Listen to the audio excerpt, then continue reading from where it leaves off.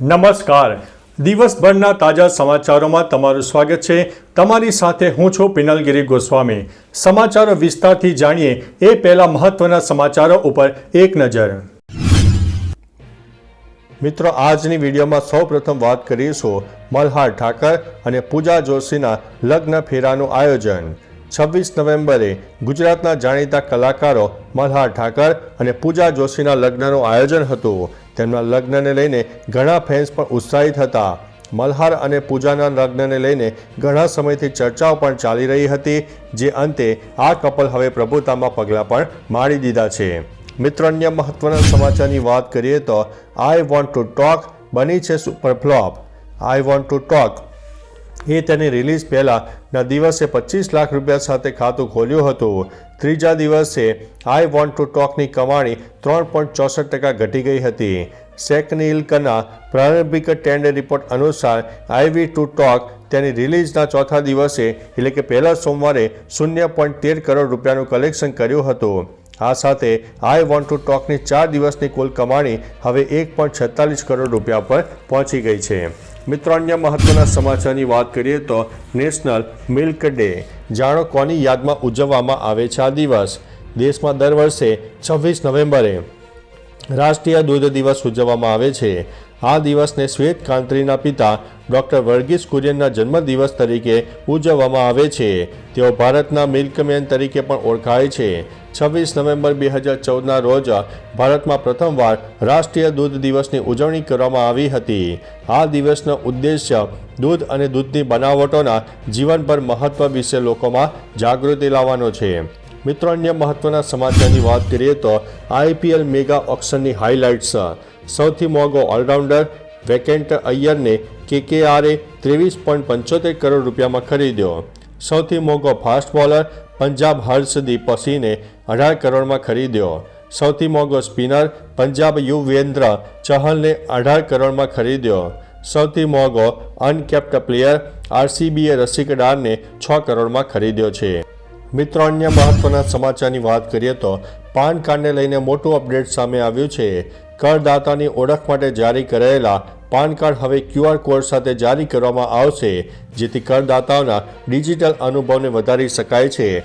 વડાપ્રધાન નરેન્દ્ર મોદીની અધ્યક્ષતામાં કેબિનેટ CCEA અને પાન 2.0 પ્રોજેક્ટ શરૂ કરવાની મંજૂરી આપી દીધી છે. સરકારના આ નિર્ણયનો હેતુ સરકારી એજન્સીઓની તમામ ડિજિટલ સિસ્ટમમાં મુખ્ય ઓળખકર્તા તરીકે પાનનો ઉપયોગ કરવાનો છે.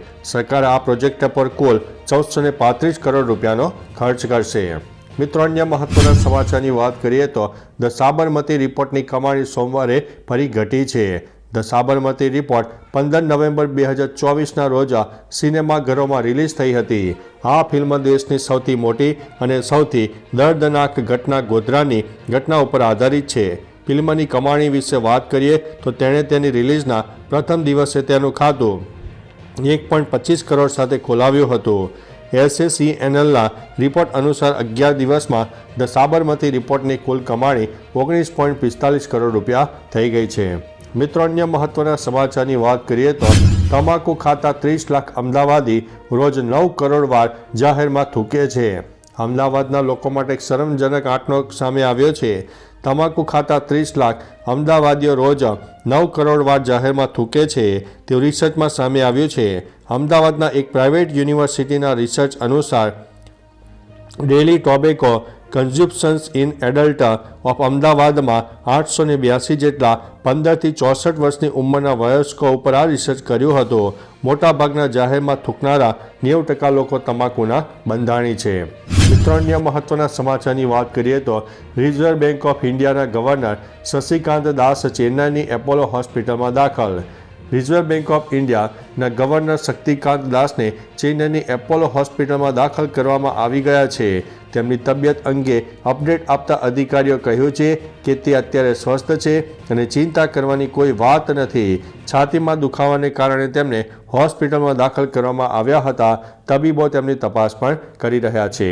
મિત્રો, અન્ય મહત્વના સમાચારની વાત કરીએ તો ગુજરાતી ફિલ્મ જગતના એક્ટર મલ્હાર ઠાકર અને પૂજા જોશીના લગ્ન થઈ ગયા છે.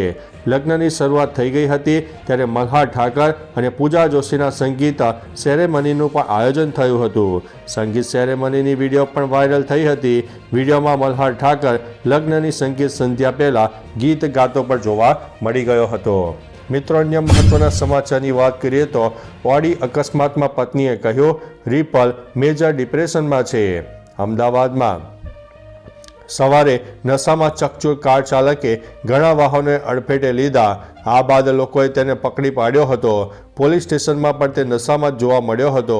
આ અંગે આરોપી રિપલની પત્નીએ બનાવ અંગે જણાવ્યું હતું કે પતિ મેજર ડિપ્રેશનના શિકાર હોવાથી તેની દવા ચાલતી હોવાની વાત કરી હતી. હાલ પોલીસે ગુનો નોંધીને કાયદેસરની કાર્યવાહી હાથ ધરી છે. તો ચાલો મિત્રો, ફરીથી દેશ અને દુનિયાના સુપરફાસ્ટ સમાચાર લઈને મળતા રહીશો. ત્યાં સુધી અમને રજા આપશો. નમસ્તે.